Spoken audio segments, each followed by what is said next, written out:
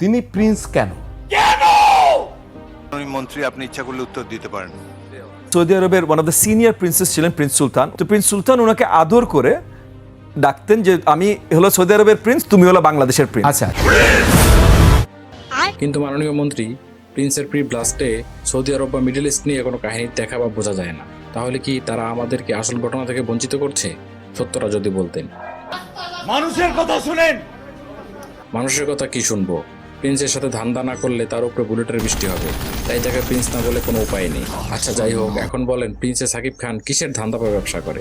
এই ব্যাপারে যদি কিছু বলতেন। খুব অল্প বয়সে ব্যবসা শুরু করেন, 71 পরপরই 72 সালে উনি ব্যবসা শুরু করেন।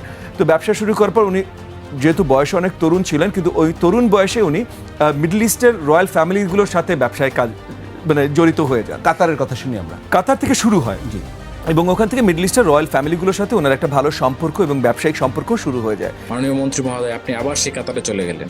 বাংলাদেশের প্রিন্সের ধান্দা বা কি কি বিজনেস করে সেটা একটু খুলে বলেন, আমরা বিস্তারিতভাবে শুনতে চাই। দেশের ম্যান পাওয়ার সেক্টর, দেশের অনেক সেক্টরে কিন্তু তৈরি উনি করেছেন। আজকে যে কোনো কাউকে জিজ্ঞেস করলে আপনি জানবেন যে ওই সেক্টরগুলো, মানে পুরো ইন্ডাস্ট্রিয়াল সেক্টরগুলোর বাবা। প্রিন্স এই লোকজন নিয়ে চলাফেরা করে, ঢাকা শহরে শিয়াল ও নেকড়ে তার হুকুমে শহরটাকে নিয়ন্ত্রণ করে, এটাকে আপনি কিভাবে দেখেন? এত কিছু করার পর ওনার যদি একটু মনে হয় যে উনি এত কামাই করেছেন, এত কষ্ট করেছেন, এত কিছু করেছেন, উনি 2-4 জন লোক নিয়ে ঘুরবেন, আমি সেখানে দোষের কিছু দেখি না। তার সাথে লোকজনের সাথে অস্ত্র থাকে, এই সম্পর্কে আপনি কি বলবেন? ওনার সাথে যখন বডিগার্ড থাকেন, ওনার অনেক সময় লাগে। আজকে বাংলাদেশে অনেক বড় বড় লোকজন আছেন যাদের বডিগার্ডদের সাথে লাইসেন্স করা যায় না এমন আর্মস থাকে, করা যায় না, করা যাওয়ার পরে করা যায় না যেরকম সেরকম আর্মস থাকে। আমার বাবার কোনো বডিগার্ডের সাথে লাইসেন্স করা যায় না টাইপের কোনো আর্মস থাকে না। মাননীয় মন্ত্রী মহোদয়, আপনি এই ছবির শুটিং কবে এবং কোথায় দেখেছেন যদি বিস্তারিত বলতেন। 99-2000 সালে একবার দেখেছিলাম আপনি শুটিং করছিলেন, এবং তখন আমি দাঁড়িয়ে অনেকক্ষণ, আমি জগিংয়ে ছিলাম, আমি দাঁড়িয়ে অনেকক্ষণ আপনাদের শুটিংটা দেখেছি।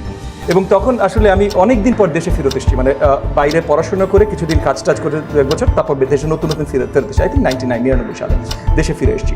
তো তখন আমি দেখে আমার খুব মজা লেগেছিল আপনাদের শুটিংটা। তখন আমি জানি না আপনি নতুন নায়ক ছিলেন না একটু পুরাতন অলরেডি হয়ে গেছেন, হয়তো খুব বেশি পুরাতন তখন হননি, কারণ আপনার তো বয়স এত বেশি হবে না। সো তখন আমি আই রিমেম্বার ভেরি ওয়েল, তখন আমার মনে হচ্ছিল যে এনারা নিশ্চয়ই বড় স্টার হবে।